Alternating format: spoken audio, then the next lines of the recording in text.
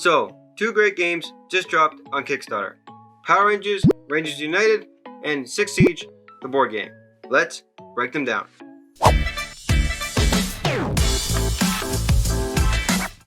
Hello, and welcome back to my channel.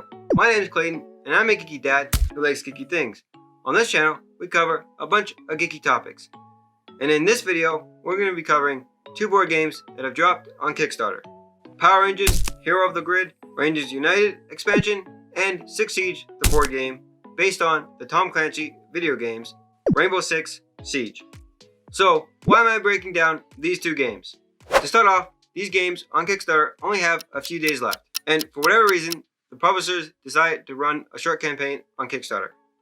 Now, I'm not a huge fan when companies do this because I do feel they target the people that have a fear of missing out, even though that may not be their intention. Regardless, I'm breaking down these two games to help anyone decide if these games are right for them. You may be interested in only one of them, or you could be interested in both. But maybe your wallet is not like mine. And to be clear, these are two completely very different games. They have very different playstyles. So let's just jump right into it. And as always, I'm going to be leaving timestamps and chapters in this video so you can jump around to see what board game you want to learn more about. Now, let's start off with Power Rangers, because I'm a 90s kid and I grew up watching Power Rangers. It's morphin' time. So, Power Rangers, Hero of the Grid, Rangers United. This is the latest expansion for the board game, Power Rangers, Heroes of the Grid.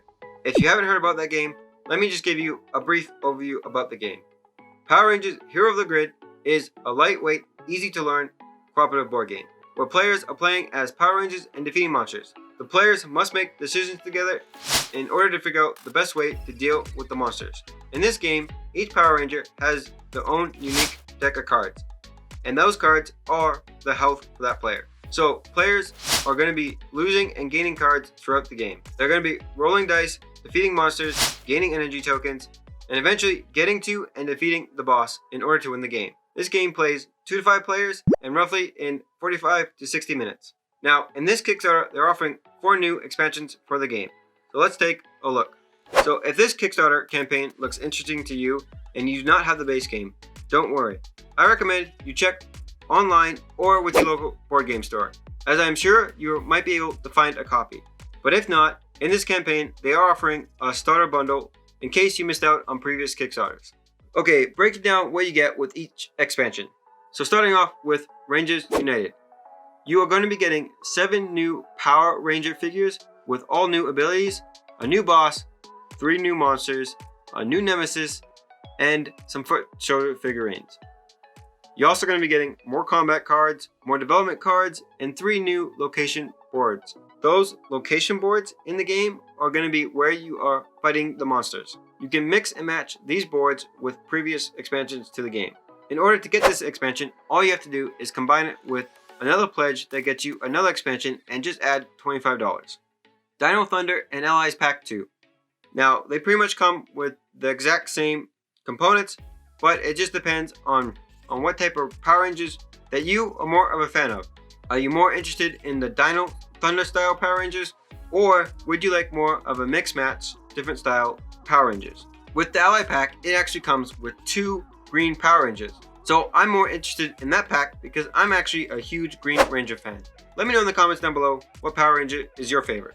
So why do you want to back this game now? Well, if you decide to back this game now, you are going to be getting some special promos. Some extra dice, a Green Ranger Samurai figure, and a few extra cards. So if you're somebody that's into promos, then you might want to consider backing it now. But we haven't really discussed shipping costs yet, so let me address that in just a moment. So like I said, this is a light and easy to learn cooperative board game. And if you're into those type of games and you like Power Rangers, then I'm pretty sure you'll definitely enjoy this game. Now let me break down the pledge levels and talk about the shipping costs. So as you can tell, the pledge levels are broken up into how many expansions you want to pick up. Again, if you want that Rangers United, which I definitely think it's worth getting if you're going to get any of these expansions, you will just have to combo it with one of these pledges. Let's talk about shipping costs. So if you're like me and you live in Canada or even the EU, Australia, and New Zealand, I actually don't recommend backing this game. Not with these shipping costs. I just don't think that this type of game is worth it at that price and at that shipping cost. So you might want to consider talking to your local game store to see if they're able to bundle a bunch of games and save on shipping. Otherwise, I suggest you wait to retail and you will get it for a bit cheaper. Now, if those promos are a must-have for you, then by all means, back this game and pay the shipping cost. I'm just voicing my opinion and trying to save you some money in your wallet. But if you are backing this game and you're outside of the US and UK, please let me know in the comments. I'm very interested to know what pledge level you took and why. And let me know if the shipping cost works for you. So they are offering a September delivery date, and that's pretty quick. I'm not too sure if that's possible. From what I heard, shipping everywhere around the world is kind of a mess right now. And it's not out of the realm of possibility. I mean, if you do back a Kickstarter game, you're gonna expect delays. It's just part of almost every Kickstarter. Now, I do know companies do deliver games early sometimes, but it is a very rare occasion. So let's move on to Six Siege, the board game. But before we do, I just want to say, if you are getting any value in this video, please give this video a like and give a comment down below. And consider smacking that subscribe button, as we are so close to that 100 subscriber mark, and it will really make my day. Thank you so much. It helps my video reach more people on YouTube. Six Siege, the board game, is a tactical style board game that is based on Tom Clancy's video game Rainbow Six Siege. Now, this is a 1v1 type of board game format, or you could do 2 versus 2, because this game is for 2 to 4 players, and it roughly plays in 60 minutes. And from what I've seen online, that is actually pretty accurate. Now, what makes this game so interesting is I have not actually come across a game like this before. Let me know in the comments if you have. But this type of game is actually mimicking a first-person shooter video game that has been turned into a board game. So one side is playing more defense and the other side is playing more offense. In this game, you get to play with different scenarios that have different win conditions. One side has a defense way of winning and the other side has an attack way of winning. You can see on the board that you can hide behind walls, use props to aid in your defense. You are throwing bombs, blowing things up, attacking in various ways, using your dice. The miniatures in this game are insane. So in this game, you're controlling a team of members and each person has their own unique ability. You can also get expansions in this Kickstarter. And with these expansions, you're getting different maps, more characters, more scenarios, stuff like that. So if that seems like a lot, well, this game is a bit more heavier and complex, especially compared to the Power Rangers game. But from what I've seen online, it's actually pretty easy to pick up. I know the rulebook is a bit text heavy, but they do have a training scenario for new players to understand the basics. It also comes with an app that you can use for a timer in the game. Now, you can play with the timer or without the timer. Now, what I mean is with the timer, you only have a limited amount of time to scan a room, set a trap, see if someone is there, shoot them, and continue on your way. So that pretty much just adds that real time element that you get in first-person shooters. Let me know in the comments below if you're a Tom Clancy fan and what video game do you like the most. Let's break down the pledge levels to see which one is right for you. So this game can get pretty expensive, especially if you add all the expansions to the game. So what you can do is you can back the game at $1 so you have access to the pledge manager later if you decide you want to increase your pledge. But if you are interested in getting it now, let's start off with the Fresh Recruit pledge. With this pledge, it gets you the core box and all unlocked stretch goals.